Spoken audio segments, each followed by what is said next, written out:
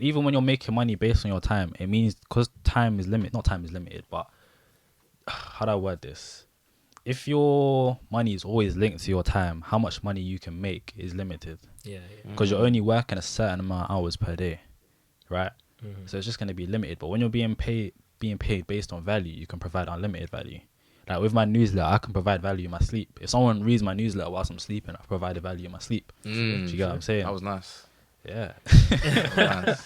That's a true fact as well. Even you guys, someone could watch this podcast when you guys are sleeping, and you true. provide the value in your sleep. Yeah. And if you guys had a way of monetizing your podcast, you might have made money in your sleep. You might have a CEO of you ebook, Yeah. Newsletter. and someone buys it. See? Yeah. See?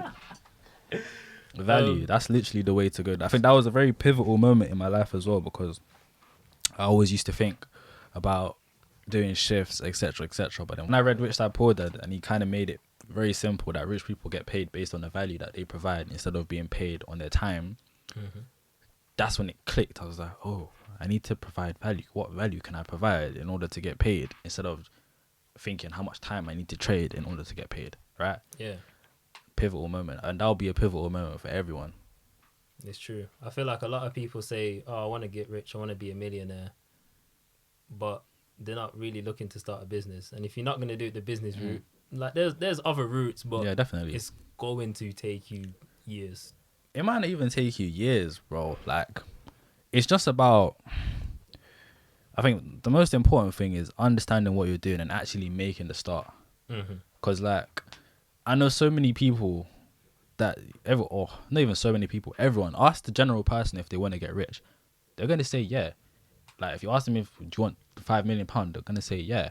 But it's like a question of how badly do you want it.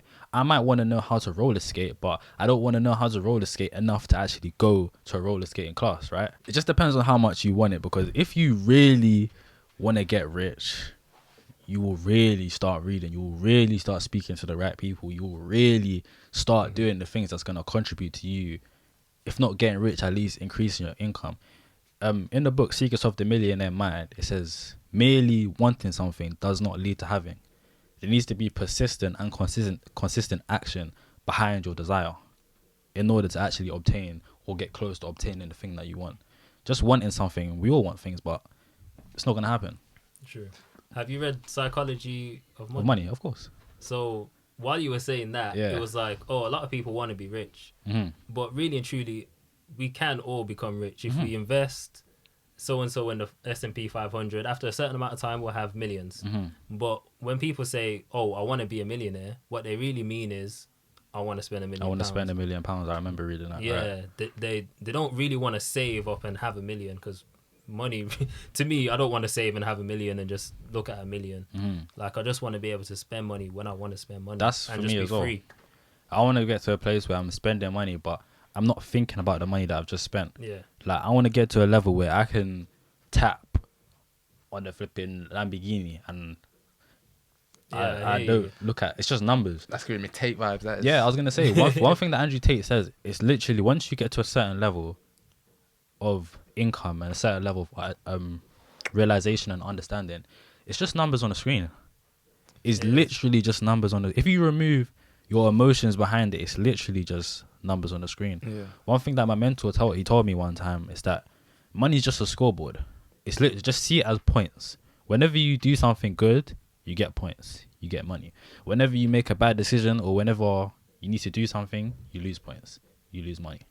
Yeah, right? That's a good way to think. If you provide value, I just gain 10 points, I gain £10, whatever. Do you know what I'm saying?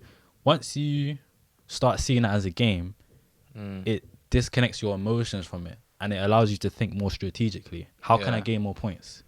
Do you get what I'm saying? Yeah. I was gonna say, just building on what you said. I seen Andrew Tate short, as you know, you guys everywhere, and he was saying like, many people say they want money, but it goes down to show how bad do you really want it. Like, 'cause he's saying he wanted a Ferrari, and instead of thinking how does he want? I just want a Ferrari. He's like, bro, I wanted a Ferrari so bad I couldn't sleep at night until I found a way how to make money. I posted a video on my story. I don't know if it's still on my story, but I posted it yesterday.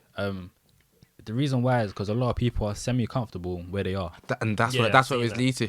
and it's very true, because that we're all here probably guilty of it. I've been guilty of it myself. Like, you want to change. You've acknowledged that you want to change, but some days you really want to change. Some days just like it is what it is. Like it goes on with like food as well. Like I know a lot of people want to be like, yeah, I want to physically change, but then they'll be like, oh, you know what? It's just a little bit of cake, up a bit of cake. But really and truly, if you really wanted to change, you'll change. You'll find you wouldn't ever touch that. Look, I was thinking on the bus the other day. You ever seen a nitty not get what they want? Nah. Even if they don't get it that day, they get it 3 months, 3 weeks later, they still get it somehow. That just shows you how far hunger and determination can bring you. You just reminded me at one of my old jobs. One guy I must have said something. I was like, oh, how do these nitties afford it? They're broke. He's like, bro, they do anything for money. Yeah, when anything, shameless. He goes, bro, they will do anything. He's like, they'll never. Listen, you may see them without money, but when it comes to what they want, somehow they found it. Somehow. It's true. That's how we need to be, like, in creating the life that we want. If it means that you need to go to, I don't even know, whatever, just do whatever you need to do. Remove the emotions behind it. Or if your emotions do start to get involved, ask yourself, do I really want this thing? Am I really going to let this thing stand in between what I want? Do I want to get to 30, 40, 50 years old and think to myself, I would be in a better position right now, but all I needed to do was just do that, or I was too scared to do this.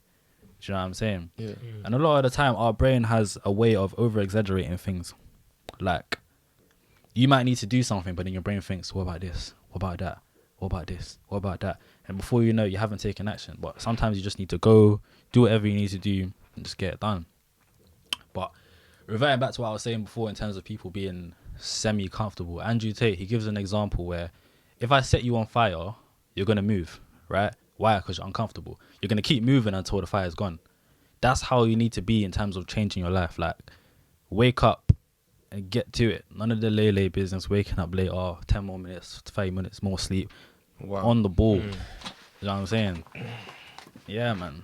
That's going to get me out of bed first thing tomorrow night. That's getting me out of bed first. I'm going to think, yo, man said I'm on fire. I don't want to be on fire. I need to get up. Yeah, that's a good one. You just can't be comfortable. I was going to say, so you mentioned you had a mentor.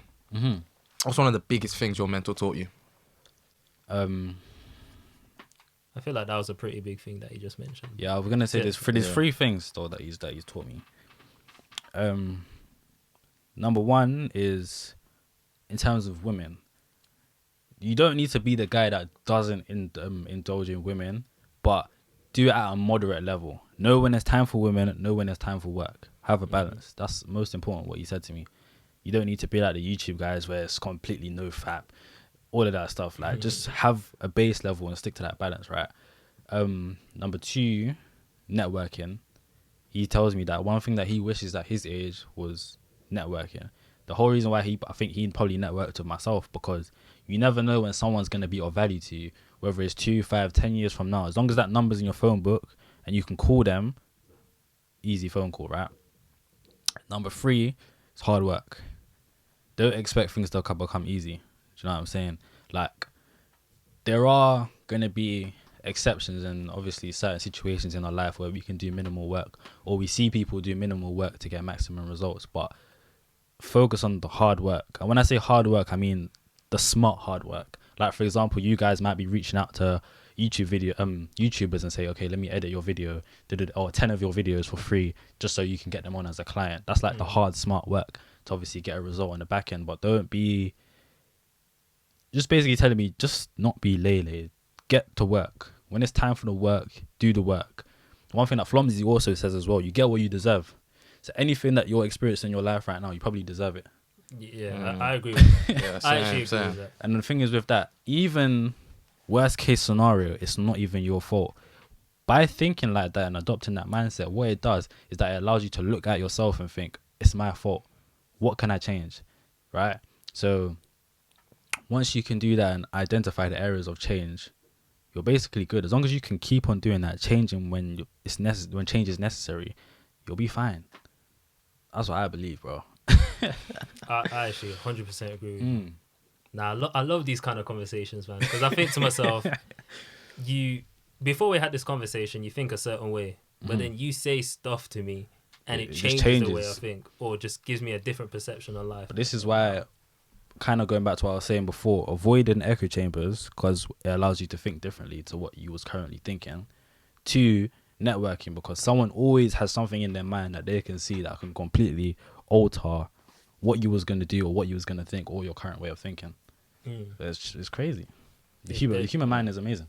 If there's one thing that's in my mind is anytime I'm scared to do something because I'm, I don't know, nervous, I think to myself, I'm not going to let a nitty out hustle me, bro. Because they don't care, bro. They'll do what needs to be done. Like, they've asked 100 people for £1. They've said no. They'll go ask 101. And I'm worried of asking Aaron, can you be on the pod? That's what I'm scared about, really. If he says no, he says no. Is what it is. On to the next.